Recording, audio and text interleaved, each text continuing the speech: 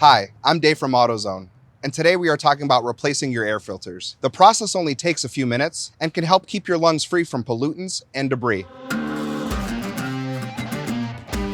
Air filter versus cabin filter.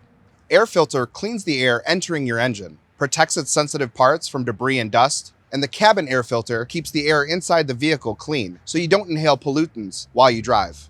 Replace filters every 15,000 to 30,000 miles, depending on driving conditions. This is how you change your car's air filter. Safety first. Filters can be dirty, so wear safety gloves and goggles. Park your vehicle on a flat, dry surface. Open the hood and secure it. Step 2. Locate and open the housing. Usually this can be done with hands, but might need a screwdriver or small ratchet. Step 3. Remove the old filter. Remove the filter and any debris. Note how the old air filter is installed for reference. Step 4.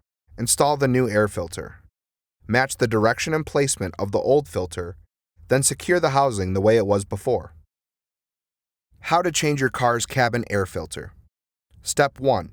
Park your vehicle on a flat, dry surface with the parking brake on. Step 2. Get to the filter. Open and often remove the glove box to access the cabin air filter. Consult the owner's manual for detailed info on the removal. Step 3. Remove the old cabin air filter. Remove the filter and any debris.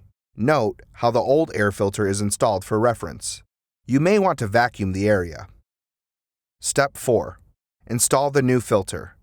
Note the direction the old one was installed and do the same. Airflow direction is usually indicated by arrows on the filter. Step 5. Install the glove box. Install using the same steps you did for removal. And for more information, be sure to like and subscribe.